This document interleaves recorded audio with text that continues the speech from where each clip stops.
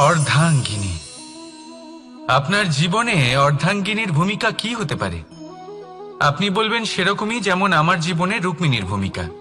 এটা সত্যি, কিন্তু এটাও সত্যি কথা যে আমার আর রুক্মিণীর এই সম্পর্ক তাকে আরো গভীর করার জন্য অত্যন্ত প্রয়োজনীয় হলো আমরা প্রথমে বন্ধু হই। একজন ভালো স্বামী বা স্ত্রী হবার প্রথম পদক্ষেপ বন্ধুত্ব, অর্থাৎ সখা প্রেম। যতক্ষণ না এক স্বামী স্ত্রী নিজেদের সম্পর্কে বন্ধুত্বের মাহাত্ম্য বুঝতে পারবেন না, ততক্ষণ এই সম্পর্ক যেন অপূর্ণ থেকে যাবে। আর তারপর এই সম্পর্কে জন্ম নেয় সেই অনুভূতি, যেমন অধিকার, যেমন অভিমান। এই দুই ভাবনা যা এই সম্পর্ক ভাঙার প্রথম পদক্ষেপ হয়ে থাকে। সেই জন্য নিজের দাম্পত্য জীবনে অধিকার ফলানোর আগে নিজেকে জিজ্ঞাসা করুন, আপনি কি আপনার জীবনসঙ্গীর সব থেকে ভালো সখা হতে পেরেছেন? সম্পর্ক আরো উন্নত হবে। রাধা রাধা। ধৈর্য। এই ধৈর্য কি কোনো গুণ, কোনো অনুভূতি, কোনো দৃষ্টিভঙ্গি? আমার জন্য ধৈর্য এক বাহন। আপনি হয়তো ভাবছেন এই কেমন বাহন? বাহন তো ঘোড়া হতে পারে, হাতি হতে পারে, উটও হতে পারে, কিন্তু ধৈর্যকে বাহন বানানো মানে? চলুন আপনাকে একটা কথা বোঝাই। পৃথিবীতে এমন কোনো বাহন নেই যে তার আরোহীকে আছড়ে ফেলেনি। সেটা উট হোক বা হাতি হোক বা ঘোড়া হোক, চলতে চলতে কখনো নড়বড় করেই বসে। তারপর সেই আরোহী পড়ে কারোর পায়, তারপর পড়ে তার নিজের নজরে। কিন্তু ধৈর্যরূপী বাহন কখনো কাউকে ফেলে না, কখনো না। না সেই আরোহী কারোর পায়ে পড়ে, আর না তো নিজের নজরে। কারণ ধৈর্য আপনাকে বিবেক প্রদান করে, বিবেক আপনাকে পরিকল্পনায় সাহায্য করে, আর পরিকল্পনা প্রদান করে আপনাকে শক্তি, আপনার লক্ষ্যের দিকে অগ্রসর হওয়ার। বুঝলেন? ধৈর্যকে সঙ্গে রাখুন, নিজেকে আরো ধৈর্যশীল করে তুলুন। এই ধৈর্যের সাহায্যে আরোহণ করে দেখুন কিভাবে এই বাহন আপনাকে আপনার গন্তব্যে পৌঁছে দেবে। রাধা রাধা। অনেকে আমাকে অনেকবার জিজ্ঞেস করেছেন যে কানাই, রুক্মিণী হলো তোমার অর্ধাঙ্গিনী, তাহলে কেন ওর এই যাত্রা এত কঠিন হলো? কেন তোমার এই অগাধ অখণ্ড ভালোবাসা পাওয়ার জন্য ওকে এত কঠিন পরীক্ষার সম্মুখীন হতে হলো? আসুন আমি আপনাকে একটা কথা বোঝাই। অগাধ অখণ্ড ভালোবাসার এই পথ তা তো কঠিনই হবে। এবার এরকমই এক যাত্রা করতে হয়েছে রুক্মিণীকে, পরিশুদ্ধ ভালোবাসা বুঝতে পারার যাত্রা। এমন ভালোবাসা যা কিনা ক্রোধ, ভয়, মোহ, অধিকার, অহংকার, হিংসা এই সমস্ত বিকারের ঊর্ধ্বে। এবার এই যাত্রায় ওকে সাহায্য করবে রাধা। আর শুধু তাই নয়, আমি আপনাকে বলি, সংসারের প্রত্যেক নারী এই যাত্রা করে থাকেন। এবার যে নারী এই যাত্রার শেষ পর্যন্ত পৌঁছতে পারেন, তিনি এক উচ্চ স্তরে পৌঁছে যেতে পারেন, যেখানে তাকে বলা হয় অর্ধাঙ্গিনী। রাধা রাধা। সমস্যা। এবারে বলুন, সমস্যা কার জীবনে নেই? প্রত্যেকের জীবনে সমস্যা থাকেই। হ্যাঁ ঠিক আছে, জীবন আছে যখন, তখন সময়ের সাথে সমস্যাও আসবে। কিন্তু প্রত্যেক সমস্যাই কি সময়ই নিয়ে আসে? না, আপনি সমস্ত সমস্যার দায় সময়কে দিতে পারেন না। বেশিরভাগ সমস্যা তো এমন হয়ে থাকে যাদের আমরা নিজেরাই ডেকে আনি। হে সমস্যা, এসো, আমি তোমার জন্য অপেক্ষা করছি। কিভাবে? এবার এটা নির্ভর করছে আপনার হ্যাঁ বা না এর ওপরে। বেশিরভাগ সমস্যাই এই জন্য আসে যেহেতু আমরা বারবার হ্যাঁ বলতে থাকি, আর বেশিরভাগ সমস্যা এই জন্যই আসে যেহেতু আমরা সঠিক সময় না বলতে পারি না। সেই জন্য না ভেবেচিন্তে কোনো কথা বা কোনো প্রস্তাবে সমর্থন করলে তা আপনাকে খুব বড় বিপদে ফেলে দিতে পারে। সেইখানেই কখনো না না বলতে পারা তা আপনাকে তার থেকেও বড় বিপদে ফেলে দিতে পারে। তাই মনে রাখবেন, এই অত্যন্ত জরুরি শিক্ষা। সব সময় খুব ভেবে চিন্তেই হ্যাঁ বলবেন আর দৃঢ়তার সাথে না বলবেন। আর বিশ্বাস করুন, আপনার জীবন অত্যন্ত সুখময় হয়ে যাবে। তাহলে আসুন আমার সাথে ভালোবেসে বলুন, রাধা রাধা। বিবাহ। একজন নারীর জীবনে বিবাহের গুরুত্ব কতটা? আসুন আমরা কথা বলি রুক্মিণীকে নিয়ে। একজন নারী যিনি পবিত্র মানসিকতা নিয়ে কাউকে ভালোবেসেছেন, তাকে বিয়ে করতে চেয়েছেন। এবার বিয়ে মানে কাউকে পাওয়া, মানে কারোর হাত ধরে আগামী সমস্ত জীবন তার সাথে কাটিয়ে দেওয়া। এবার আমার হাত ধরে রুক্মিণী বিয়ের সুখ তো নিশ্চয়ই পেয়েছে, কিন্তু ওর এই প্রেমের যাত্রা এর অন্ত হলো না, বরং তা শুরু হলো। এবার রুক্মিণীর জীবনে সেই অধ্যায় শুরু হয়ে গেছে যেখানে ওকে সেই মানুষকে বুঝতে হবে যার হাত ধরে সমস্ত জীবন অতিবাহিত করার সিদ্ধান্ত নিয়েছে সে। এবার এরকম একটা সময় প্রত্যেকের জীবনে এসে থাকে। প্রত্যেকের মানে আপনারও। আপনার জীবনেও এমন এক সময় আসবে, তার জন্য তৈরি থাকুন। নিজের মনে যা যা বিকার আছে তা কোথাও ত্যাগ করে আসুন, আর পরিশুদ্ধ ভালোবাসা দিয়ে, পবিত্র মন দিয়ে নিজের জীবন সাথীকে বোঝার চেষ্টা করুন, কোনো আশা না রেখে। যদি এরকম করতে পারেন তবেই কঠিন পরীক্ষায় উত্তীর্ণ হবেন, নয়তো নয়। রাধা রাধা। এই পুষ্প দেখতে পাচ্ছেন আপনি? কি সুন্দর এই পুষ্প। সবাই চায় এরকম কোনো এক পুষ্প সে নিজের করে নেবে, নিজের কাছে রাখবে। এবার ভাবুন, এই পুষ্প যে সম্মান পায় তা কিসের জন্য পায়? শুধু কি তাকে সুন্দর দেখতে বলে? আসুন আপনাকে একটা কথা বোঝাই। এই ফুল যখন গাছে থাকে তখন এই রূপ আমাদের আকর্ষণ করে। এই ফুল দিয়ে যদি আপনি মালা বানান, কোনো মূর্তিতে দেন, তাহলে তা সম্মানের নিদর্শন হয়। এবার এই ফুলই যদি আপনি বিছানাতে ছড়িয়ে দেন, তাহলে সেই দৃশ্য দেখে সেই সুবাসে আপনার মন পুলকিত হয়ে ওঠে। কিন্তু ভাবুন, এই পুষ্পই যদি আপনি চিতায় সাজান, তাহলে এই পুষ্পকে আর কেউ সম্মান করে না। একই রকম কথা, সেই একই পুষ্প এক পরিস্থিতিতে সম্মান পাচ্ছে, এক পরিস্থিতিতে নয়। কেন? কারণ এতেই লুকিয়ে রয়েছে একটা গুরুত্বপূর্ণ শিক্ষা। এর সারমর্ম হলো এটাই যে এই সম্মান ব্যক্তি বা বস্তুকে করা হয় না, সম্মান করা হয় সময় এবং পরিস্থিতিকে। এবার এই যে সময়, তা কখনোই আমাদের বশে থাকে না। আমাদের বশে থাকে পরিস্থিতি। আমাদের পরিস্থিতি কেমন হবে তার সিদ্ধান্ত স্বয়ং আমরাই নিই, আর যেরকম আমাদের পরিস্থিতি হবে সেরকমই আমাদের সম্মান করা হবে। তাহলে আসুন আমার সাথে ভালোবেসে বলুন, রাধা রাধা। সাফল্য। সাফল্য এই পৃথিবীতে কে না পেতে চান?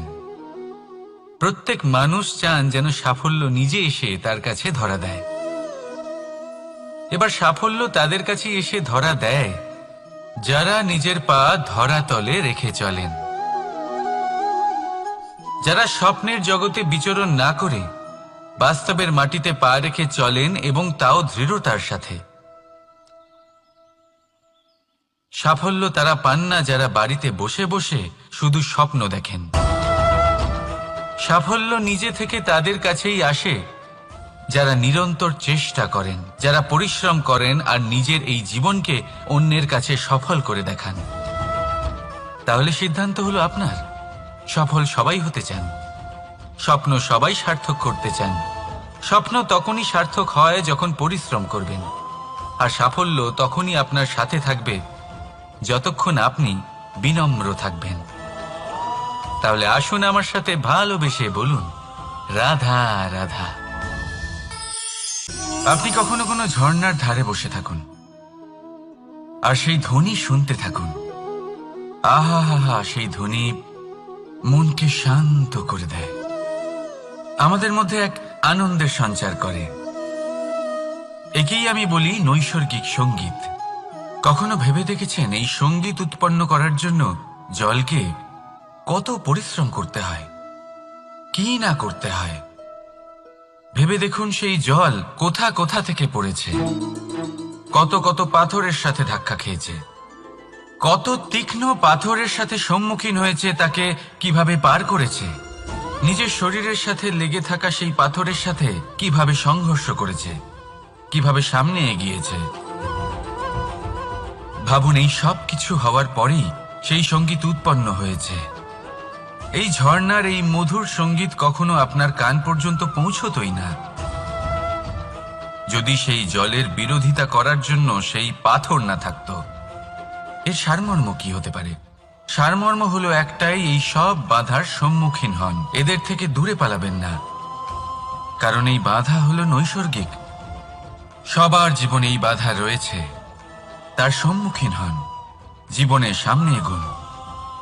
আর আপনিও নিজের ভেতর থেকে সৃষ্টি করুন এই নৈসর্গিক সঙ্গীত, আর এই সংসারে ছড়িয়ে দিন শান্তি আর প্রসন্নতা। রাধা রাধা। সংসারে নিয়তি অনেক কিছু নির্ধারণ করে, যেমন প্রত্যেকটি জিনিসের সীমারেখা।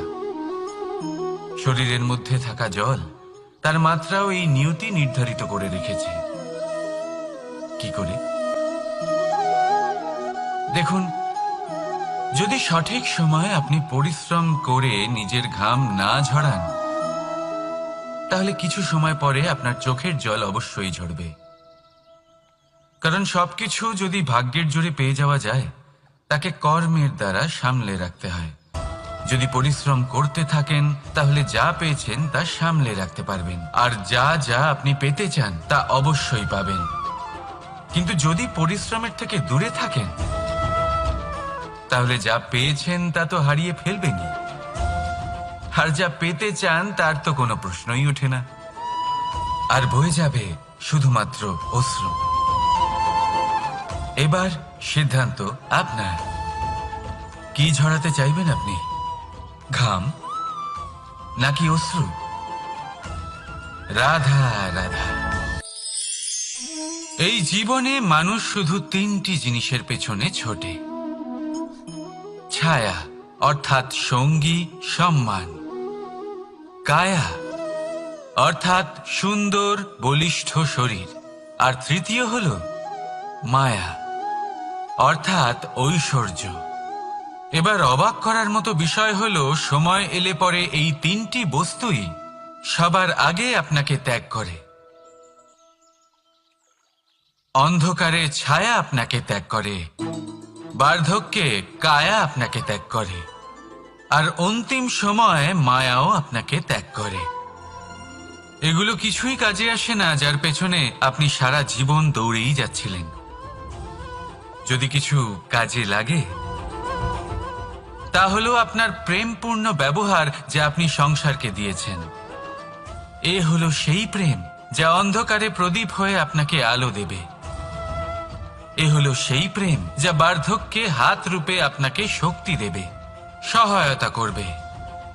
আর যখন আপনার কাছে অর্থ থাকবে না, তখন এই প্রেমই আপনাকে সামর্থ্য যোগাবে। জীবনে যদি কিছু উপার্জন করতে চান, তাহলে শুধু প্রেম উপার্জন করুন। যদি আপনিও আমার মতো দূরের কথা ভাবতে চান, তাহলে শুধুমাত্র প্রেম উপার্জন করুন। আর এখন এই প্রেম ভাব নিয়েই বলুন, রাধা রাধা। কখনো প্রদীপ জ্বালাতে গিয়ে আপনার হাত পুড়ে গেছে? একবার মনে করে দেখুন সেই অনুভূতি। এক্ষুনি মনের মধ্যে যন্ত্রণার এক অনুভূতি বয়ে যাবে। কখনো হাঁটতে হাঁটতে পায়ে কাঁটা ফুটে গেছে? মনে করুন, এক্ষুনি মনের মধ্যে যন্ত্রণার এক অনুভূতি বয়ে যাবে। এরকম কেন হয়ে থাকে? কষ্ট তো শুধু তখন হয়েছিল, কিন্তু যদি আজ মনে করেন, তাহলে সেই যন্ত্রণা আপনার মনে মাথায় থেকেই যায়। এরকম কেন হয়ে থাকে? যে জীবনে যখনই আমরা যন্ত্রণার অনুভব করি, তারপর আমরা সেই যন্ত্রণা নিজের সাথে বহন করে নিয়ে চলি। কারণ হলো একটাই, চিন্তা। কোনো যন্ত্রণাই এতটা কষ্ট আমাদের দেয় না যতটা কষ্ট এই চিন্তা দেয়। তাহলে এই চিন্তা ত্যাগ করুন আর ভাবুন যে কিভাবে নিজেকে সব সময় আনন্দে রাখা যায়। আর অতীতকাল এবং ভবিষ্যতের চিন্তা ছেড়ে দিন, এই বিষয়ে ভাবাই ছেড়ে দিন। শুধুমাত্র এটা ভেবে নিন যে আজ আমায় নিজেকে আনন্দে রাখতে হবে, যে করেই হোক। এটা করা শুরু করে দিন। তারপর আপনি দেখবেন আপনার কাল, পরশু, পরের সপ্তাহ, সমস্ত মাস, সমস্ত বছর, পরের বছর, সম্পূর্ণ জীবন আপনি শুধুমাত্র প্রসন্নতাই পাবেন। এবার আসুন এই প্রসন্নতার সাথেই বলুন, রাধা রাধা। কখনো ভেবে দেখেছেন আমরা জিহ্বার সাথে সাথে কান কেন পেয়েছি? এবার আপনি বলবেন, এ তো সহজ কথা, যাতে আমরা কথা বলার সাথে সাথে শুনতেও শিখি। এবারের আরো একটা গুরুত্ব আছে। আগে আমাকে বলুন, নিজের প্রশংসা শুনতে কার না ভালো লাগে? সবারই ভালো লাগে। এটাই হলো মূল কথা। যদি এই কান দিয়ে আপনি নিজের প্রশংসা শুনতে চান, তাহলে সর্বপ্রথম এই জিহ্বা দিয়ে অন্যের প্রশংসা করতে শিখুন। এবার প্রশংসার বিষয়ে একটা অত্যন্ত গুরুত্বপূর্ণ কথা আপনাদের বলি। কখনো যদি কারোর প্রশংসা আপনি করেন, তাহলে সবার আগে সেই ব্যক্তির উৎসাহ বেড়ে যায়। আর তারপর নিজে যদি ভেবে দেখেন, তাহলে নিজের মনেও সন্তুষ্টি আর প্রশান্তি চলে আসে। আর একবার যদি এই মন প্রশান্তিতে ভরে যায়, তারপরে কেউ প্রশংসা করুক বা না করুক, কিচ্ছু যায় আসে না। সেই জন্য সবসময় অন্যের সম্মান করবেন, স্নেহ করবেন, প্রশংসা করবেন, সুখ ভাগ করে নেবেন। যার মধ্যে যেটা ভালো আছে তা বলুন, তাকে মনে করান তিনিও ভালো, তার উৎসাহ বাড়িয়ে তুলুন। তিনি জীবনে সামনে এগোবেন, আর এই ব্রহ্মাণ্ড আপনাকে কখনো পিছিয়ে থাকতে দেবে না। রাধা রাধা। সত্য এবং অসত্য দুটোর মধ্যে পার্থক্য কি আছে? পার্থক্য হলো অ অক্ষরটার। এবার অ দিয়ে হতে পারে আরম্ভ, অ দিয়ে হতে পারে অন্ত।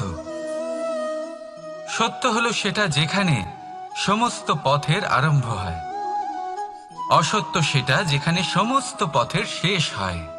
এবার এরা চলতে হয়তো পারে না, কিন্তু তাও ছাপ রেখেই যায়। সত্য সেই ছাপ রেখে যায় যা একটা উজ্জ্বল উৎকৃষ্ট উদাহরণ হতে পারে, আর অসত্য সেই উদাহরণ তৈরি করে যা একটা কলঙ্কিত ইতিহাস তৈরি করে। এখন আপনি আগামী সময়ের জন্য কেমন ছাপ রেখে যাবেন, এই সিদ্ধান্ত পুরোপুরি আপনার। রাধা রাধা। চলুন একটা প্রশ্ন করি। কোনো মানুষকে জিজ্ঞাসা করবেন যে সে মূর্খ, অলস, বিবেকহীন, অসফল, এইসব বিশেষণ দিয়ে নিজেকে পরিচিত করতে চাইবে? না। কাউকে জিজ্ঞাসা করুন, আপনি কি মূর্খ? না। আপনি কি অসফল হয়েছেন? না। আপনি কি বিবেকহীন? না। এবার বলুন, আপনি জীবনে মূর্খ, বিবেকহীন হবার জন্য কোনো ভালো পরিকল্পনা বানিয়েছেন? উত্তর পাবেন না। কারণ কোনো পরিকল্পনা বানানো হয় না যাতে আপনি মূর্খ বা অসফল হন। মানুষ মূর্খ বা অসফল তখন হন যখন কোনো পরিকল্পনাই থাকে না। দেখুন, একটাই ছোট জীবন, তাকে স্থির করুন যাতে অনেক বেশি সংখ্যক মানুষকে আপনি জুড়ে রাখতে পারেন, অনেক বেশি শান্তি পেতে পারেন, অধিকতর সাফল্য লাভ করতে পারেন, বেশিরভাগ মানুষের পথপ্রদর্শক হয়ে তাদের মঙ্গল করতে পারেন। অসফল হয়ে বাড়িতে বসে থাকার চেয়ে ভালো হলো যে আপনি একটা পরিকল্পনা করে অসফল হন, কারণ তখন আপনার কাছে আরো একটা বিকল্প থাকবে, একটা নতুন পরিকল্পনা বানানোর, তাকে সার্থক করার।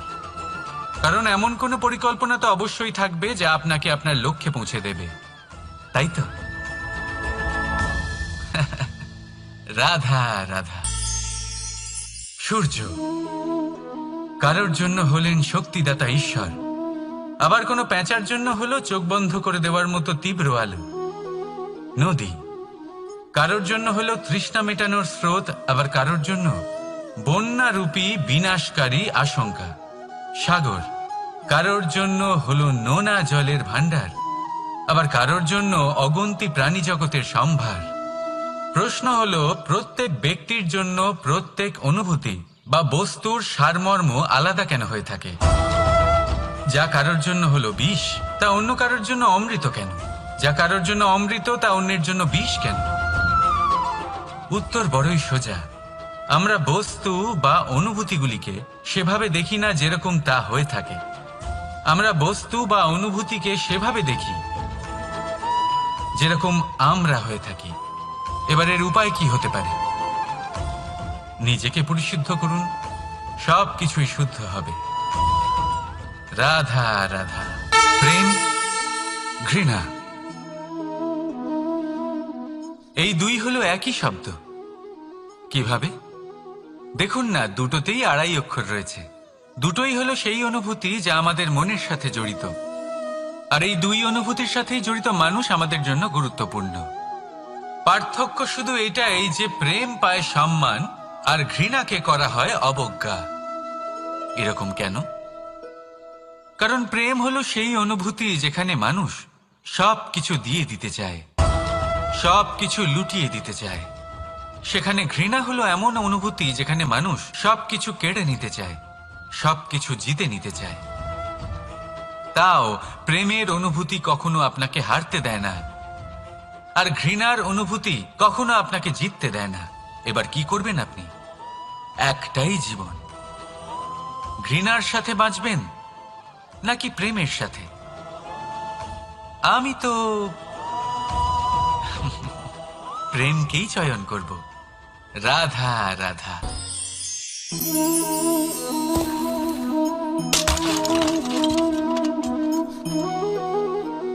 এ কি হলো? আমি আঘাত পেতেই এটা হাত থেকে পড়ে গেল কেন? ভেঙে গেল কেন? এবার আপনি বলবেন এরকমই তো হয়ে থাকে এই জীবনে, এই সংসারে। আঘাত লাগার পরে আমাদের হাতে যা থাকে তা পড়ে যায়, যা তৈরি হয় তা ভেঙেও যায়। কিন্তু এটা কি সত্যি? আপনাকে একটা কথা বলে রাখি, আঘাত পেয়ে পড়ে যাবার পরে সংসারের যে কোনো বস্তুই হাত থেকে পড়ে যাক না কেন, সাফল্য অবশ্যই আসে। যতই খারাপভাবে আপনি পড়ে যান, আপনি আঘাত পান, ভবিষ্যৎ অবশ্যই ভালো হবে। কারণ এই আঘাত, অসফলতা, এই অসুবিধা, এগুলো আমাদের এমনভাবে পরিশুদ্ধ করে যেমন আগুন সোনাকে করে থাকে। সেজন্য জীবনে শুধু সামনে এগোতে থাকুন, দৃঢ়তার সাথে এগোতে থাকুন, আর কখনো আঘাত পেয়ে পড়ে যেতে ভয় পাবেন না। কারণ এটা আসন্ন সাফল্যের সংকেত। আর সাফল্য তখনই আসবে যখন আপনি পড়ে যাবেন, যখন আপনি আবার উঠে দাঁড়াবেন এবং আপনি আবার জীবনে সামনে এগোতে থাকবেন। রাধা রাধা। সময় অত্যন্ত কঠোর প্রভু। আপনি অনেক লোককে এটা বলতে শুনে থাকবেন, আমার কাছে এত সময় নেই, এই কাজে আসলে অনেক সময় লেগে যাবে, এই বিষয়ে ভাবার জন্য আমার সময় লাগবে। আচ্ছা, আমি আপনাকে একটা কথা বলে রাখি, যদি আপনি এটা নিশ্চিত করার জন্য বেশি সময় নিয়ে ফেলেন যে আপনার কি করা উচিত, তাহলে সময় এটা নিশ্চয়ই করে নেবে যে আপনার সাথে কি করা যেতে পারে। কারণ এই সময় এ কিন্তু অত্যন্ত কঠোর। যতক্ষণ আপনার সাথে রয়েছে এর সমাদর করতে শিখুন, এর সম্মান করতে শিখুন, এর সদ্ব্যবহার করতে শিখুন। যদি এরকম না করেন, তাহলে এই সময়ের নিজেকে আর আপনাকে বদলাতে অধিক সময় লাগবে না। তাহলে আসুন, এবার সময় এসে গেছে ভালোবেসে বলার রাধা রাধা। এই পাথর দেখছেন আপনি, নদীর তলদেশে পাওয়া যায়। প্রয়াস করতে থাকে যাতে নদীর জল প্রবাহকে আটকাতে পারে। আটকাতে কি পারে? কখনোই নয়, বরং তার ধারালো কোণাগুলো মসৃণ হয়ে যায়। এবার এ থেকে কি শিক্ষা পাওয়া যায়? এর থেকে এটাই শিক্ষা পাওয়া যায় যে ব্যক্তি দৃঢ়তার সাথে জীবনে শুধু আগে এগোতে থাকেন না থেমে, তিনি না শুধু নিজের লক্ষ্য প্রাপ্তি করতে পারেন, বরং নিজের পথের সমস্ত বাধার অস্তিত্বই পাল্টে দিতে পারেন। তাহলে আপনি কি হতে চাইবেন? সেই ব্যক্তি যিনি নিজের বাধাকে দূরে ঠেলে আগে এগোতে পারেন, নাকি সেই ব্যক্তি যিনি অন্য কারোর পথে বাধা হয়ে থেকে তার নিজের অস্তিত্বই হারিয়ে ফেলেন? সিদ্ধান্ত হলো আপনার। রাধা রাধা।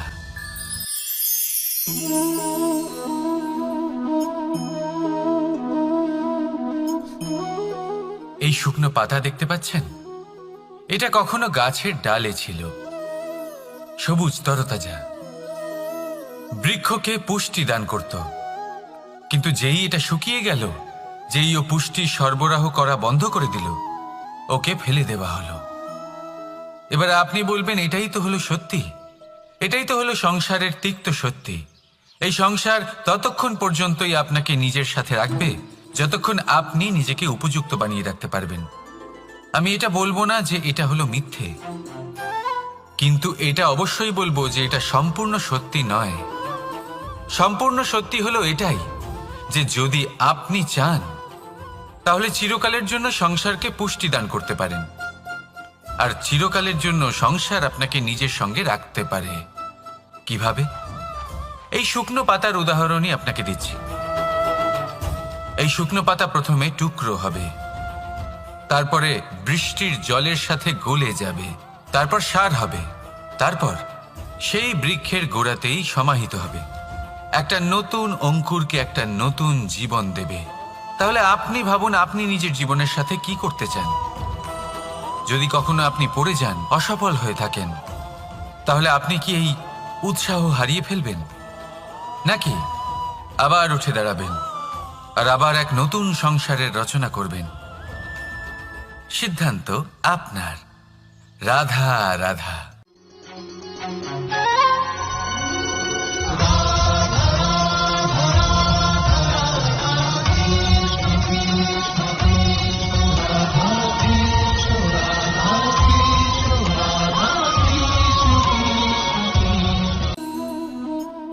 ধৈর্য।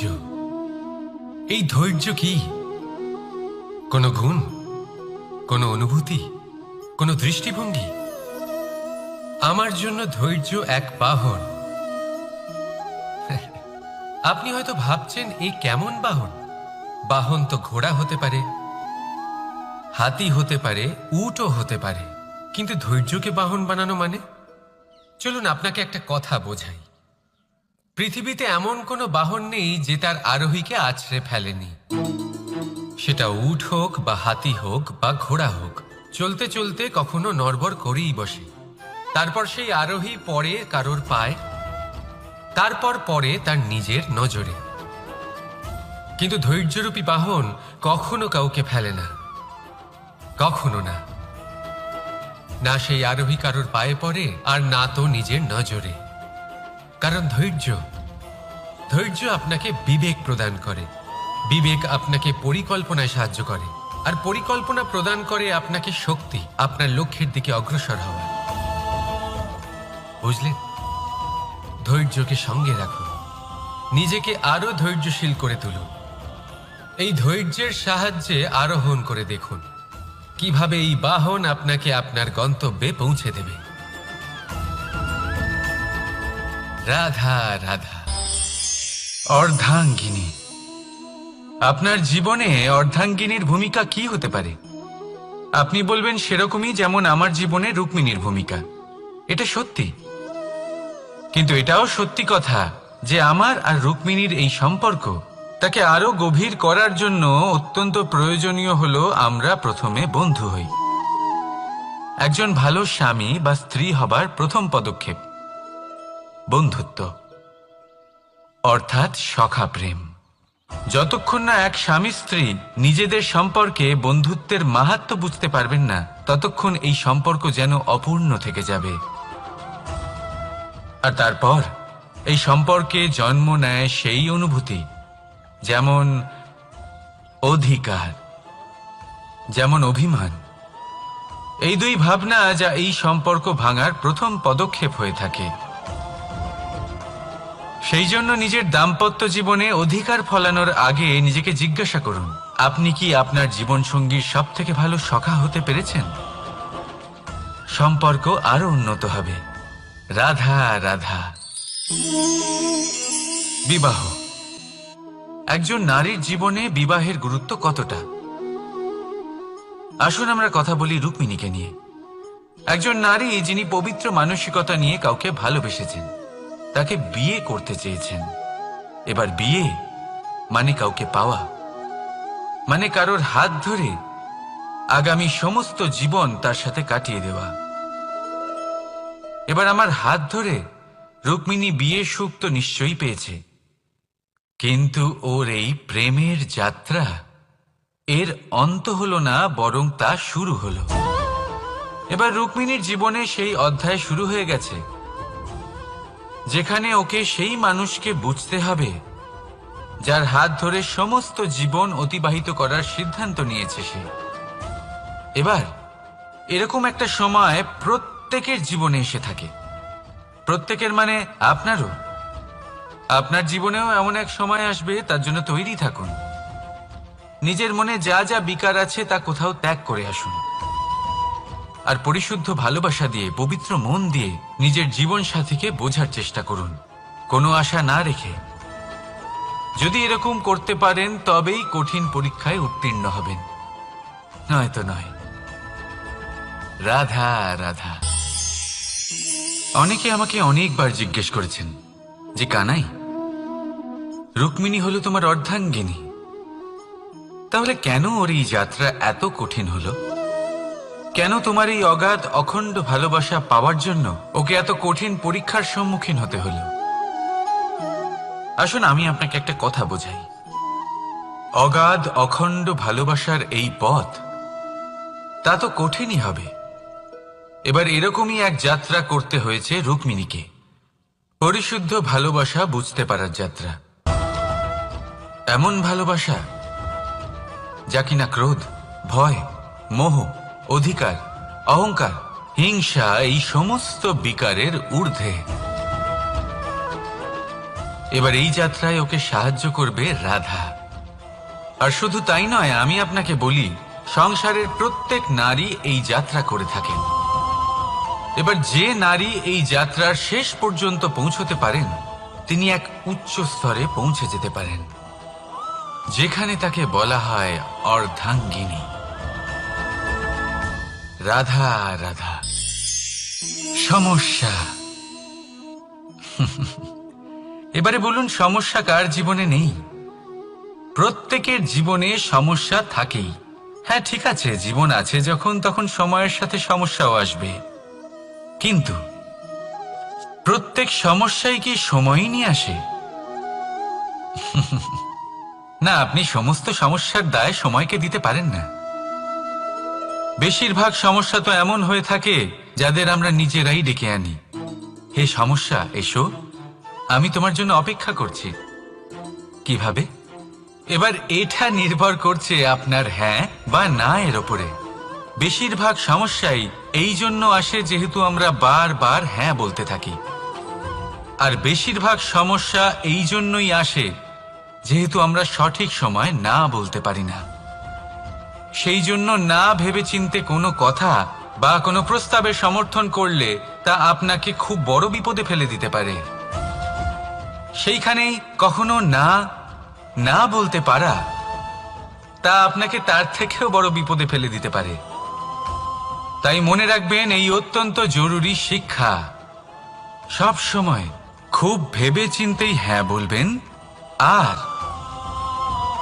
দৃঢ়তার সাথে না বলবেন। আর বিশ্বাস করুন, আপনার জীবন অত্যন্ত সুখময় হয়ে যাবে। তাহলে আসুন আমার সাথে ভালোবেসে বলুন, রাধা রাধা। সাফল্য, সাফল্য এই পৃথিবীতে কে না পেতে চান? প্রত্যেক মানুষ চান যেন সাফল্য নিজে এসে তার কাছে ধরা দেয়। এবার সাফল্য তাদের কাছে এসে ধরা দেয় যারা নিজের পা ধরাতলে রেখে চলেন, যারা স্বপ্নের জগতে বিচরণ না করে বাস্তবের মাটিতে পা রেখে চলেন এবং তাও দৃঢ়তার সাথে। সাফল্য তারা পান না যারা বাড়িতে বসে বসে শুধু স্বপ্ন দেখেন। সাফল্য নিজে থেকে তাদের কাছেই আসে যারা নিরন্তর চেষ্টা করেন, যারা পরিশ্রম করেন আর নিজের এই জীবনকে অন্যের কাছে সফল করে দেখান। তাহলে সিদ্ধান্ত হলো আপনার। সফল সবাই হতে চান, স্বপ্ন সবাই সার্থক করতে চান। স্বপ্ন তখনই সার্থক হয় যখন পরিশ্রম করবেন, আর সাফল্য তখনই আপনার সাথে থাকবে যতক্ষণ আপনি বিনম্র থাকবেন। তাহলে আসুন আমার সাথে ভালোবেসে বলুন, রাধা রাধা। এই পুষ্প দেখতে পাচ্ছেন আপনি? কি সুন্দর এই পুষ্প। সবাই চায় এরকম কোনো এক পুষ্প সে নিজের করে নেবে, নিজের কাছে রাখবে। এবার ভাবুন, এই পুষ্প যে সম্মান পায় তা কিসের জন্য পায়? শুধু কি তাকে সুন্দর দেখতে বলে? আসুন আপনাকে একটা কথা বোঝাই। এই ফুল যখন গাছে থাকে তখন এই রূপ আমাদের আকর্ষণ করে। এই ফুল দিয়ে যদি আপনি মালা বানান, কোনো মূর্তিতে দেন, তাহলে তা সম্মানের নিদর্শন হয়। এবার এই ফুলই যদি আপনি বিছানাতে ছড়িয়ে দেন, তাহলে সেই দৃশ্য দেখে সেই সুবাসে আপনার মন পুলকিত হয়ে ওঠে। কিন্তু ভাবুন, এই পুষ্পই যদি আপনি চিতায় সাজান, তাহলে এই পুষ্পকে আর কেউ সম্মান করে না। একই রকম কথা, সেই একই পুষ্প এক পরিস্থিতিতে সম্মান পাচ্ছে, এক পরিস্থিতিতে নয়। কেন? কারণ এতেই লুকিয়ে রয়েছে একটা গুরুত্বপূর্ণ শিক্ষা। এর সারমর্ম হলো এটাই যে এই সম্মান ব্যক্তি বা বস্তুকে করা হয় না, সম্মান করা হয় সময় এবং পরিস্থিতিকে। এবার এই যে সময়, তা কখনোই আমাদের বশে থাকে না। আমাদের বশে থাকে পরিস্থিতি। আমাদের পরিস্থিতি কেমন হবে তার সিদ্ধান্ত স্বয়ং আমরাই নিই, আর যেরকম আমাদের পরিস্থিতি হবে সেরকমই আমাদের সম্মান করা হবে। তাহলে আসুন আমার সাথে ভালোবেসে বলুন, রাধা রাধা। আপনি কখনো কোনো ঝর্ণার ধারে বসে থাকুন আর সেই ধ্বনি শুনতে থাকুন। আহা হা হা, সেই ধ্বনি মনকে শান্ত করে দেয়, আমাদের মধ্যে এক আনন্দের সঞ্চার করে। একেই আমি বলি নৈসর্গিক সঙ্গীত। কখনো ভেবে দেখেছেন এই সঙ্গীত উৎপন্ন করার জন্য জলকে কত পরিশ্রম করতে হয়, কি না করতে হয়? ভেবে দেখুন, সেই জল কোথা কোথা থেকে পড়েছে, কত কত পাথরের সাথে ধাক্কা খেয়েছে, কত তীক্ষ্ণ পাথরের সাথে সম্মুখীন হয়েছে, তাকে কিভাবে পার করেছে, নিজের শরীরের সাথে লেগে থাকা সেই পাথরের সাথে কিভাবে সংঘর্ষ করেছে, কিভাবে সামনে এগিয়েছে। ভাবুন, এই সব কিছু হওয়ার পরেই সেই সঙ্গীত উৎপন্ন হয়েছে। এই ঝর্ণার এই মধুর সঙ্গীত কখনো আপনার কান পর্যন্ত পৌঁছতই না যদি সেই জলের বিরোধিতা করার জন্য সেই পাথর না থাকতো। এর সারমর্ম কি হতে পারে? সারমর্ম হলো একটাই, এই সব বাধার সম্মুখীন হন, এদের থেকে দূরে পালাবেন না। কারণ এই বাধা হলো নৈসর্গিক, সবার জীবনে এই বাধা রয়েছে, তার সম্মুখীন হন, জীবনের সামনে এগোন। আর আপনিও নিজের ভেতর থেকে সৃষ্টি করুন এই নৈসর্গিক সঙ্গীত, আর এই সংসারে ছড়িয়ে দিন শান্তি আর প্রসন্নতা। রাধা রাধা। সংসারে নিয়তি অনেক কিছু নির্ধারণ করে, যেমন প্রত্যেকটি জিনিসের সীমারেখা। শরীরের মধ্যে থাকা জল, তার মাত্রাও এই নিয়তি নির্ধারিত করে রেখেছে। কি করে? দেখুন, যদি সঠিক সময় আপনি পরিশ্রম করে নিজের ঘাম না ঝরান, তাহলে কিছু সময় পরে আপনার চোখের জল অবশ্যই ঝরবে। কারণ সবকিছু যদি ভাগ্যের জোরে পেয়ে যাওয়া যায়, তাকে কর্মের দ্বারা সামলে রাখতে হয়। যদি পরিশ্রম করতে থাকেন তাহলে যা পেয়েছেন তা সামলে রাখতে পারবেন, আর যা যা আপনি পেতে চান তা অবশ্যই পাবেন। কিন্তু যদি পরিশ্রমের থেকে দূরে থাকেন তাহলে যা পেয়েছেন তা তো হারিয়ে ফেলবেনই, আর যা পেতে চান তার তো কোনো প্রশ্নই ওঠে না, আর বয়ে যাবে শুধুমাত্র অশ্রু। এবার সিদ্ধান্ত আপনার। কি ঝরাতে চাইবেন আপনি? ঘাম নাকি অশ্রু? রাধা রাধা।